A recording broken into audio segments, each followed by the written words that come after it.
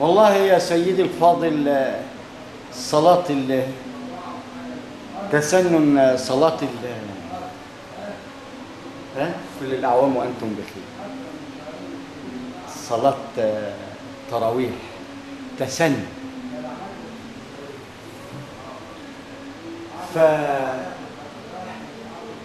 فالتاريخ الطائر يقول للدنيا: اثبتي أيتها الدنيا،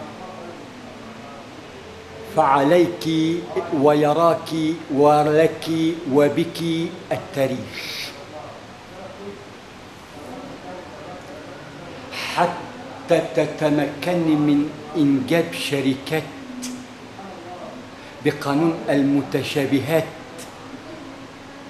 الدنيا هي الأنثى ووجد لنا لها مقياس، لو ما كان السجود لله لأمرت المرأة أن تسجد لزوجها، حتى تعي أن ألف سبت وانتصب حد انقسمت منه 2 يديك رقم 2. أم الأزواج كلها الدنيا، حتى تجسد في الأم والأخت والعمة والخالة والجارة. وانظر إلى 7 جار مع مراعاة الدائرة المغلقة، مش قال يميني وشمالي واللي قبالي بقى ال7 دول لا، ولا اللي وراي.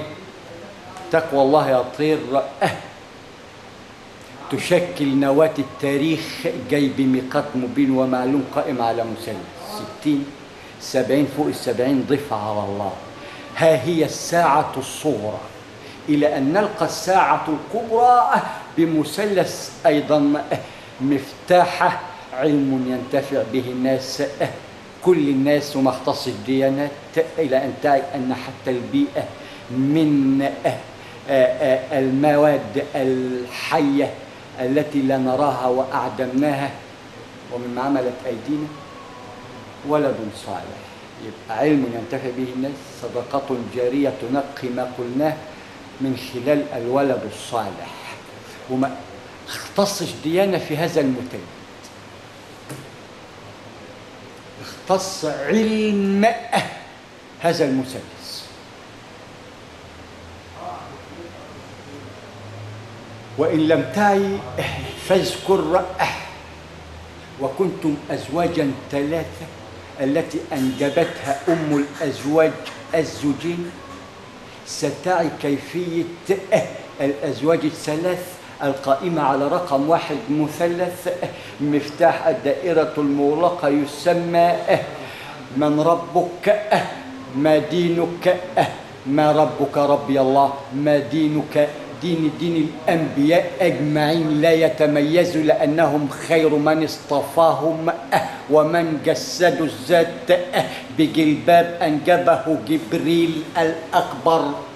وما أدراك بجبريل، أي الحركة الدائبة، نواة الماء جب ريل وسيل، من كل ماء لازج خلق من ماء مترتق بمقياس الوحي.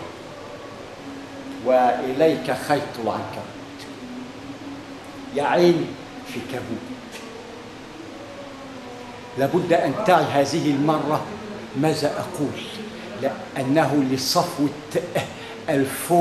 القوم، لأن الفوم مادة تعزل بين الرطوبة والحرارة في الثلاجات، فوجب علينا الأخذ بالأسباب من خلال المتشابهات. يوجد جنة ونار حق، جنة ونار باطل. يوجد حق جنان وجنان مضادة نار، ولكنها بردا وسلام بمقياس نستخدمها، وهي المؤدية لحراك هذا الكون. أي والله.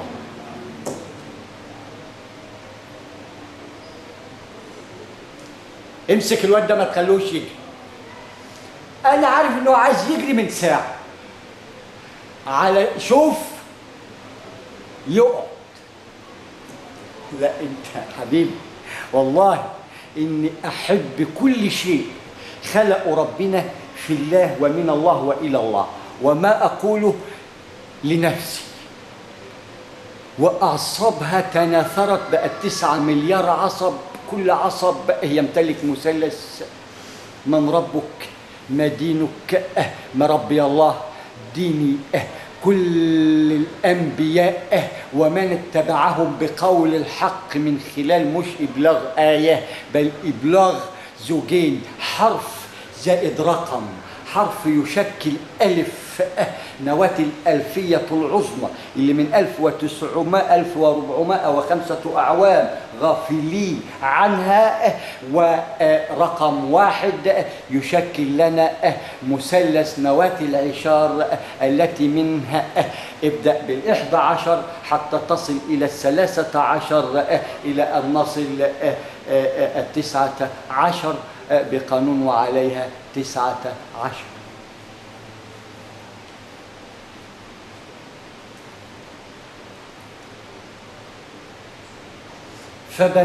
بما أننا ارتدينا جلباب هذه الدواب إلى أن نعي أننا خير هذا الطير، لأننا في صاد ونحن خير هذا الصيد الحرم، وحرم الدماء إلا بالحق. وفي النهاية جاء الرحمن الرحيم من ينوب بالزوجين وقال للمشركين: اذهبوا فأنتم الطلقاء إلى أن يؤمنوا أنك الحق من حكمت بينهم، ولست من ولعت بينهم النار ونفخت في الصور بالضلال. اقعد امسكوا هلا بس، امسكوا امسكوا.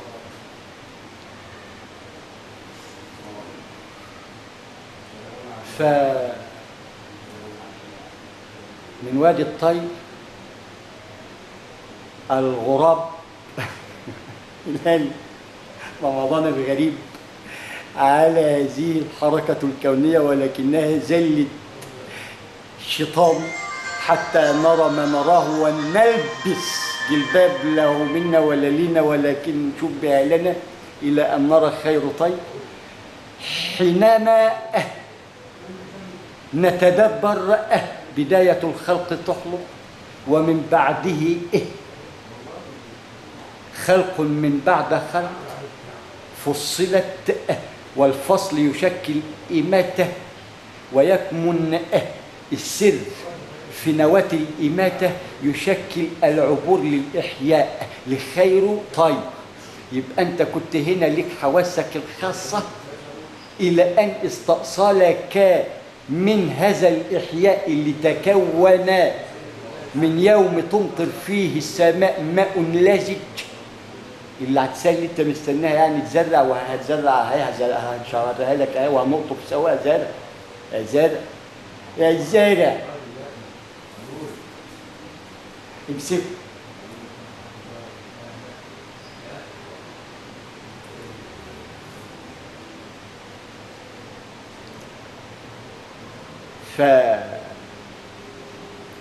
يا أخي هلال المؤدي للواقح رياح ستعلمك كيف تكون خير من يكون، وقد ما رأيت قدر لذاتك فتأكد أنك لا ترى خير ما أنجبت الأرض والسماوات. ما بصيتش في المراية كويس وعلمت من خلالها، أي من علمها بقانون المتشابهات المجسم واللا مجسم، من خلال العلم المؤدي لعاكس. لأن عندما تدبرنا الظل فرأينا، عندما تحدثنا علميا من خلال المرآة رأينا ولا ما رأينا إنه خير من اصطفاك أنت نفسك، خير صيد وأحن علينا من الأم بابنها. من خلال هذه المقاييس اللي أنت عايز تفر منها وتشكل لك الجنة، نار في وصفها ونعيم في التدبر فيها والغوص بداخل هذا النعيم، ويشكل جنان، جنة جمع جنة، ولها مسميات وأرقام حتى تعي الأبعاد إلى أين أنت سهل.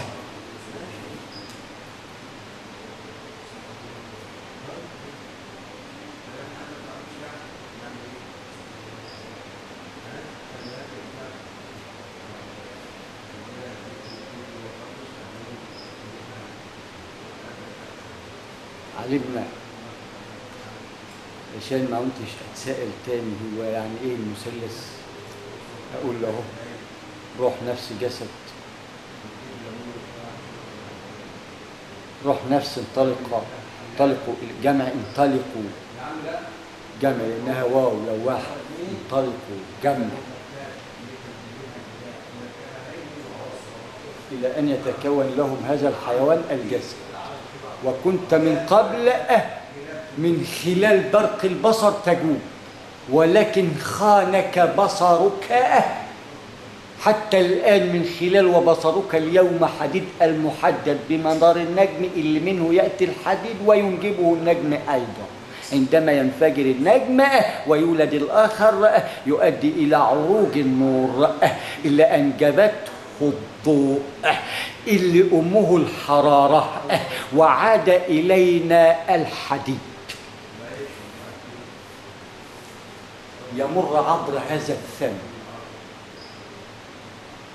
التي أتينا منه،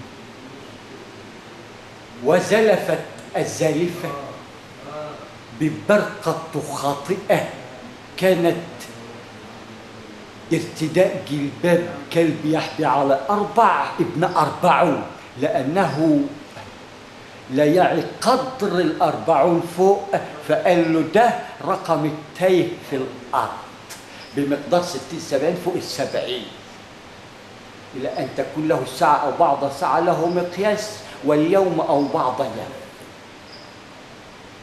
أن 40 سن التائهون، والألفية لمن يرى وألف الله قلوبهم بالمحبة في الله دون مراعاة شكل ولا أسنان مقلعة ولا شيوخ مقياسها كمثلث، والبداية طفل يعي أنه ابن 40 جاء تهبه وإخوته. فيا ملك لابد أن تتدبر برقة بصرك وقدره. بتزعل مني ليه يا ملك؟ ويا خير وخير دنيا، ولكن نتمنى من الله أن تثبت. اثبتي أيتها الدنيا فيرتقيك التاريخ، ولا يعي كيفية المشي في هذه الجغرافيا لأنها مبحضرة لم تسطح بعد. هبع تبع يا أخي، كن تبع صالح، مش كل حاجة طيب.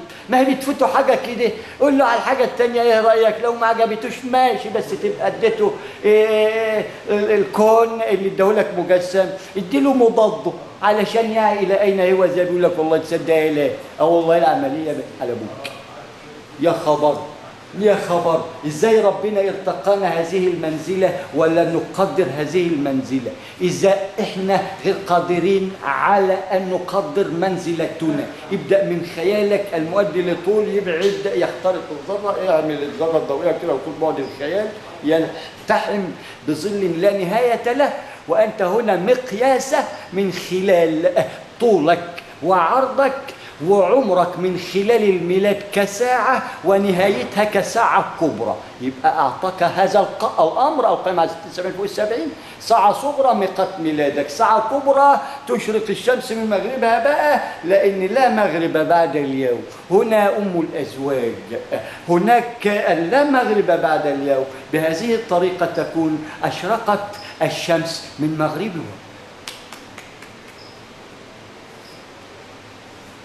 شوف حلو المثال جميل والله لمن يريد أن يرى، لأن لا رؤيا إلا من خلاله.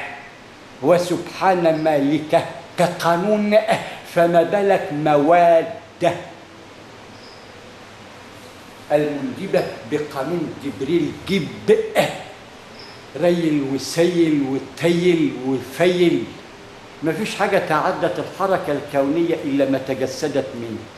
وعندما أتى سيدنا جبريل عليهم جميعا الصلاة والسلام جسد في شخص أجمل الأشخاص، لأنه يرتقي من على هذه البقعة علمية، ولكن كان من يرتقي في المنزلة الأنبياء التي أرسلهم الله مرسلين وأنبياء حتى نكون لهم خلفاء راشدين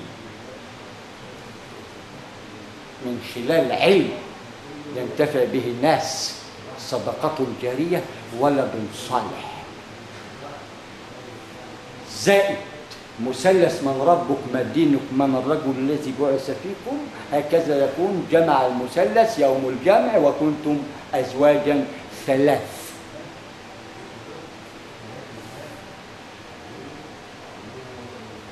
إلى النعي ما قبل وأما بعد. فإلى النعي أما بعد نريد أكثر مما نرى. من خير ما أنجب هذا الظل من مدكرين ومذكرين، ونحن نرى 99 بالماء. إن لم يعوا هذا فعليهم جمعهم أن ينظروا في المرآة بشكل أفضل. قل أنا حلو، أنا كويس، أنا جديد. هيبقى حلم الصلاة. الخلوة في النهاية قال لك الخلوة. انت مش عارف بتتفرج على ايه، وان الناس دي ناس رسالتها عظيمة ووجب علينا أن نعي ما يقولون. لا يعينا بقى إن كانوا يعوا هم أم لا من خلال الفتة بالتيه برضه معليش. ولكن هل أنت تدبرت ماذا فعل؟ عندما تعي ستكون فلحت الفلاح المبين وعلمت كيف ومن أين. وتقول لي عايز تمشي؟ ده أنا همشيك. طيب راكب ملك له بداية لا نهاية له، زيل له بداية لا نهاية له. واعلم هذا المقياس وخذ مني مثلث السبعة أيام، مفتاح السبعة المثانة، نواة يوم الله ألفية، تعزف سيمفونية مؤلفة ومؤلفة لألف بداية اللانهاية غرف الله ظل منه موسع خلق لأنه يشكل ثم لا نهاية له.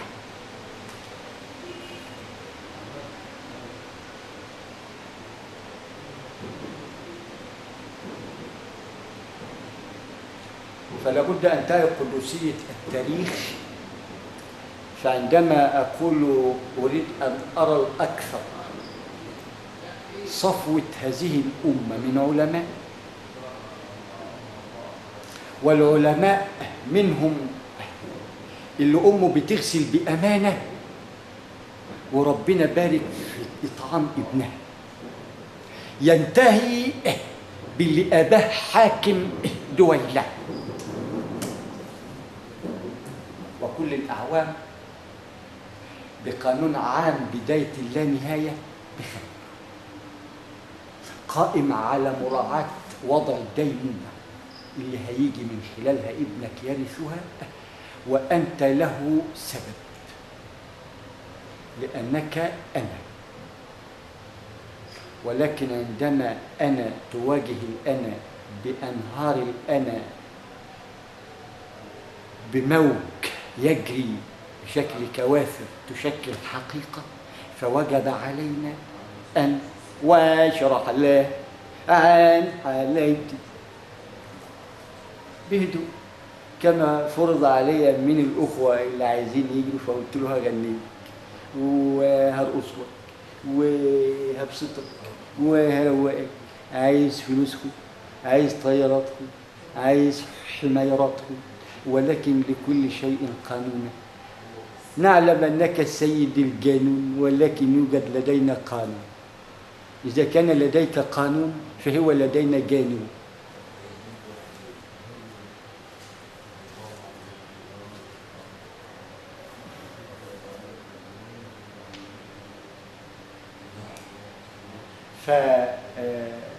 فأعلم من الله أني سئيل الطلة ولكن هذا أمر الله، ووجب علينا أن نرى أنفسنا بجلباب أفضل، لأننا أفضل، وننظر إلى الصيد الحرم ونعلم أننا فرد واحد، وانفلق منه أعصابه بمقدار 9,011,000 عصب، وراعي أنه يتفاعل ويصل إلى 1,000,000 حتى وإلى التريليون، مع مراعاة ثبات هذا الواحد، أي تليار واحد التريليون.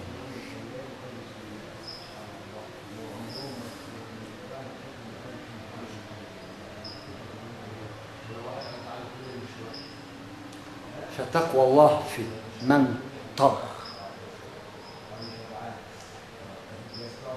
وأوحي ويوحى ويؤكد لنا أنه في الأرض،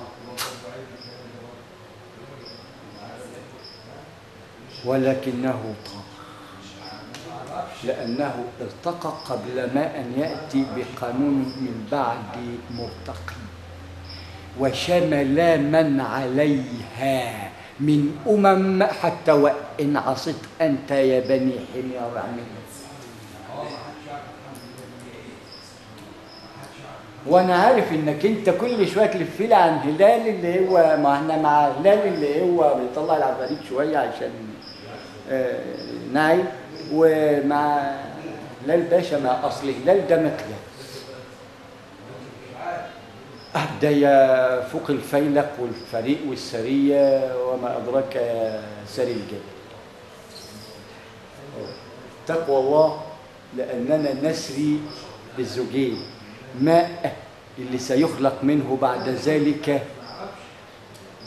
خمر لا يعلمه إلا الله وخمر لا يعلمه إلا الله، لأنك أنت عايش على مخلفات هذا الزين. والله ما تعرف أين الحوض وبعد كم متر، والمتر ده حوض ايه وده حوض ايه وده حوض ايه، ويوجد مسمى ورقم، ويمكث لك الخير تحت قدميك لأنه مقياس لما يعلوك، ولكنك هل نقبت مع البترول عن علم؟ أولم تجد ماس ولؤلؤ ومرجان وخير ما أنجبت الأرض من ماس؟ وانظر إلى المحارة عندما ترى النجم تيجي المحارة. تفضل. فازاي يعني قريت القرآن ومش عارف تدخله وتقطف منه ماس وألماظ ولؤلؤ وجواهر وما تستناش تتكون؟ ده انت عرفت ميقات تكوينها والمواد، واعطاك مقياس اليوم كتكوين، وتقدر في برق البصر 1 2 3 بورة عين ده قد ايه، بل هو اكتر. تبني بيوت الناس من ماس ولؤلؤ بقى، ومش هيكلفك حاجه، وهتوصل لهم ماء وكهرباء ومش هيكلفك حاجه، وكل ما ذكرناه باجور رمزيه تنجب مرتبات نقيه الدخل يشكل مساواة للجميع، ولكن الارتقاء يكون علميا. وصاحب العلم اللي من يرتقي يعني ممكن ينام على سرير بدل البلاط، مع مراعاة ان كل بلاطه تتعمل بشكل مثلث سبعاوي راكب 8 مش 8 راكب 9 7، حتى تنجب تسعة ولا يسعى ويشوف ايه 87 وال78 وما بينهما من فرق ال11 الذي سب وتنبري، وأقول له الخير عندك وليس عندي وسأريك مفتاحه. ابتغاء مرضاة الله فيك لأنك مني وأنا منك، حتى وإن كنت أسود، بما أننا في عالم الطير وعالم الحيوان وعالم الأنعام وعالم المواقيت كلها. هو لدينا لكل ميقات ميقات واسمه وميقاته. هذا أمر الله إلى أن تعي. أما بعد، من خلال الرؤية لمن أناب لمعالي سعادتك، ونحن نجد خير توصيل لمعاليك علشان ما نرهقكش. يا سيدي الفاضل، يا رجل الأعمال، يا حبيبي، العلماء المساكين دول خليهم على جنب، إنما أنت بقى أصلها دولي. لو كانت لرأس مالي كنت خليتك احتكرتها، ولكنها للأمة كافة بكل طوائفها، لأن الدود له في هذا المثلث من خير. والنملة، نمل هيبقى فيه وادي نمل كده في عالم الحيوان، يبقى ايه ده؟ بيت النمل، وبنقرا عليه آية النمل، ايها النمل، وادانا لهم اكلهم ومقياس، وبيستنسخ منه بقى وادي يديك مقياس. هو ندي لكل حق حق. نبدأ بالنمل اللي احنا بندوس عليه وما شفناش خير ما أنجبت الأرض والسماوات، سيدنا سليمان، التي تنحى عن ركبه لنملة وليست لبني آدم.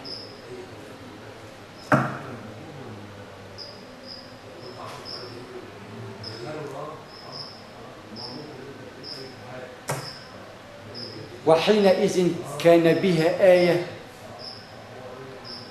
ضاحكة بكاء، يبكي عندما يرى نملة تخشاه. ونذكر في الكتاب النبوي المبلغ عن الخلفاء سيدنا عمر عليهم جميعا الصلاة والسلام، أكم من روح أزهقت بسبب قانون معين تفطم ابنها بدري حتى السوء ينجب سوء السوء فبكى. فحينئذ نتدبر موقف سيدنا وعالمنا وأستاذنا ونبينا ومنبئنا وشيخنا وكل الصفات التي ارتقت إلى الله سيدنا سليمان عليهم جميعا الصلاة والسلام، عندما تنحى عن هذا العرش ويرى نملة.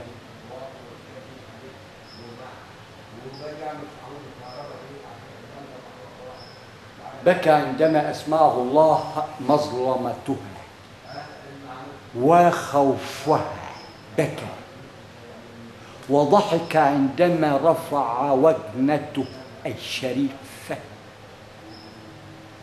ضحك عندما رأى الذرة الضوئية مقياس الهدهد، وقال عندما أو أثناء ارتقاء رقبته إلى أعلى حتى يشكر الله، فرأى ظل منير من عرشه الذي يستظل به، يبدأ من العصفرة مرورا بالأراجوز بالنز، من عرش يظله، يرى ذرة ضوئية تعطيه مقياس الهدهد. ما لي لا أرى الهدهد؟ فبكى عندما سمع مظلمة النملة، وقدره الله لأنه سيأتي يوم نركب أفضل من هكذا بكثير، ولا نحمد ولا نشكر، لأن خير من ورث كل ما أتى به الأنبياء أعطانا إياه حبا وسلام، وأعطى اليهود أخاه الدرع، وكفى الله المؤمنين شر القتال. ووجب علينا اجتماع في ساعته تاريخه. يا من تعي، يا من اصطفاه رب العرش العظيم، يكون لديك اجتماع في ساعته تاريخه في شركة الدائرة الثلاثية للأبحاث العلمية والإعلام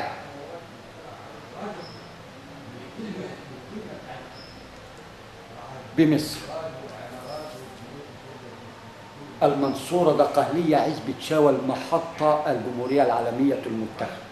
هذا قانون يعي أهلي في الأمريكتين الشمالية والجنوبية المتحدة والمتفرقة، إلى أن يعوا أنهم أهلي ونفسي، ولدينا لهم حلول لا نهاية لها حتى نواجه هذه العاصفة وهذا الإعصار الجارف القادم بقانون العجاف نراه بأعيننا وتغزونا علشان ذرة زي دي لا تأكد أن بها الخير. سنحولها من خلال هذا القانون لمصدر طاقة، لو كانت هوائية ستكون كهروهوائية، وإن كانت مائية ستكون كهرومائية، وإن كانت هجايص سنسميها كهرومهجصة. فأعطانا الله المقياس أن ننجب من هذه الأرض بمثلث نضربه قائم على الأخذ بالأسباب لمن يعي ويسمع ويرى. لأن الرؤساء كلهم أخواتي وآبائي في الله، والعلماء خير ما أنجبت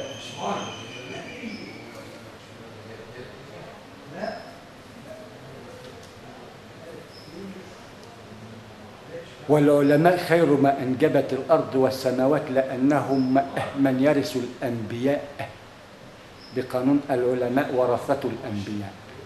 والعلماء ترى فيهم من الزبال اللي يأتي ربنا سبحانه وتعالى علما يشكل له قانون من خلال آلة يدفعها تحلل الزبالة لغاز مثال، يكون لنا مقياس لوزير الصحة عن علم مرة واحدة ونسلمها صح هننفع ولادنا،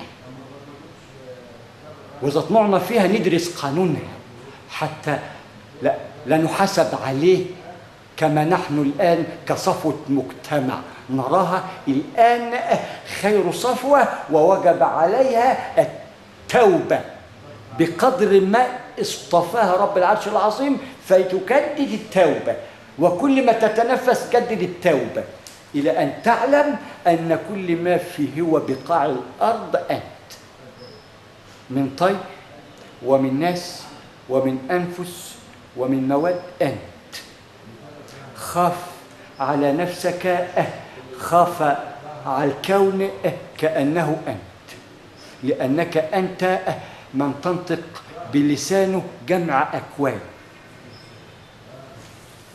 وأنت الأمين عليه ولا نرى إلا القليل حتى الآن. ويقول ما تقولش عني ما تقولش عني، أقول له ما أقولش، ولكن لابد أن تعي إن عندنا تقول أنت تكون خير شاهد وخير عالم، ومثقلك إن كان يهيأ لك أنه ميسرة هيتقلب ميمنة مع مراد ورع الديمومة التي ارتقيتها من علم قائم على مصطلح ورقم قائم على عروض، ينتهي بطار بداية اللانهاية ولكل الطار طيرة.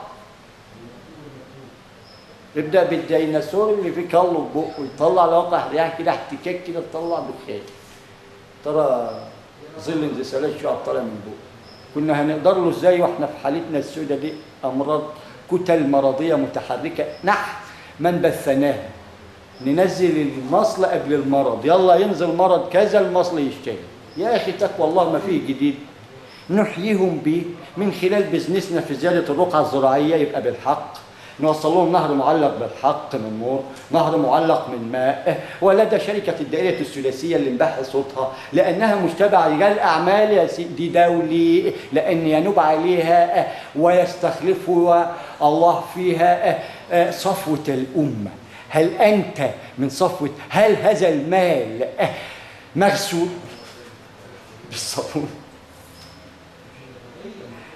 في ربص وفي مطهر ففي مشاكل، فمعلش هي لصفوة الأمة. وصفوة الأمة رقم واحد علماء بهم من ساقي ابن الساقي وسقه من حلال، أي السقة ينتهي بمن ينجبه رئيس الجمهورية، وكلاهما التحقا بعلم علمهم يا الله من خلال مقياسهم المثلث، وربنا بارك لكل عالم في علمه.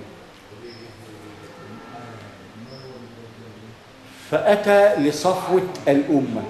العلماء رقم واحد اللي شملت من الذرة حتى المجرة التي تنجب حكام، خير من يحكم معه ويؤتمن عما يراه ويقال أمامه ويكون عين للشعوب على هذا العلم.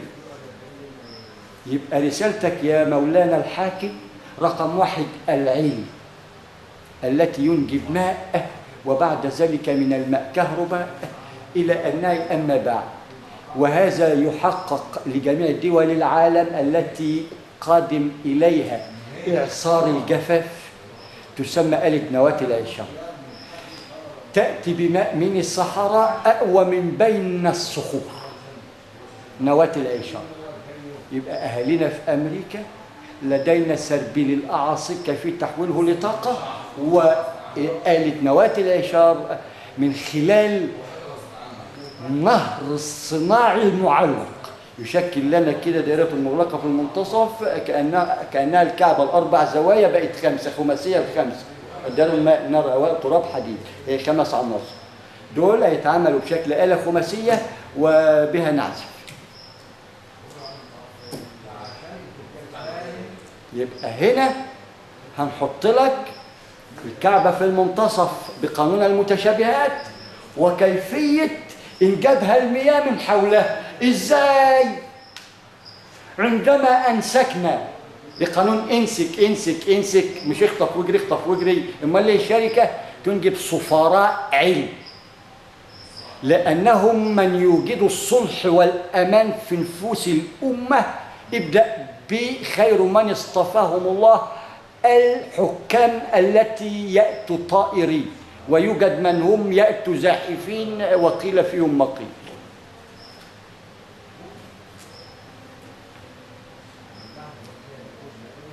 فبمناسبة هذا الشهر الكريم العظيم، وعندما تعني معنى العظيم أي التكاثر، رمضان بداية اللانهاية رمضانيات، ظل بداية اللانهاية ظلال أمه النواة الدائرة المغلقة، وما بينهما اللام لامة ميقاتها الشمس والقمر بحسبان أم الأزواج. فما تتعبنيش معاك. ووصلنا رمضان 2014 وأنا أعلم من الله أن هذه آخر تسجيلاتي، لأنني إن شاء الله راحل بقانون كتلة أمراض متحركة ارتقاها ملائكة عظام نحن خلقناها من فيروس سي بي وحي وفي وبين وسي وكي ومي، كتلة مرض متحركة. فأعلم ميقات من الله أنه أوشك، وبناء عليه نوصل أمانة بأن من قال لا إله إلا الله محمد رسول الله عن علم ويعي معناها دخل الجنة. في الله تعني الجمال، 4 أحرف، يدينا ألف يوم الله الألفية، 4 أحرف يقسموا في 4 كواكب، أرض قمر شمس نجم. الله على هذا الرقي اللي أناره بخير مشكاة الكواكب، زينتها خير زينة وخير معراج. لا تبخلوا على الأمة بنور العلم لأنه نور على نور. وجب تثبيت الأمة ولا رهبة. فآن الأوان أن نتصالح مع الله، لأننا كنا في 1405 أعوام في حرب مع الله مباشرة، فأنسنا الميقات.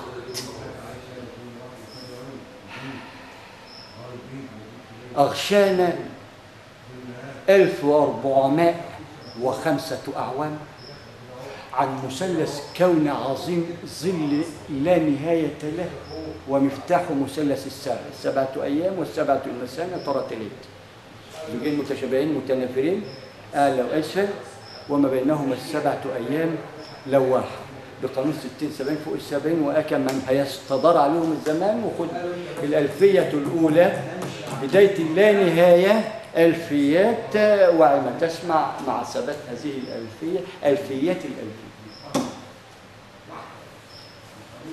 ألفيات الألفية، تعزف ديمومة عظيمة، ولكن لابد أن تعرف كيفية التمكن من قانون التشغيل لهذه الكيفية القائمة على ذات الشيء اللي هتوضع عليه القانون من اسم ورقم ستعمل دفع رباعي، يبقى ادانا الله كامل الجمال، اعطانا حركه ديمومه شغال براق وطائره وشبه، طوها لك ازاي بلاي الى انتهى انها نواه كل شيء. واعلم الف لم.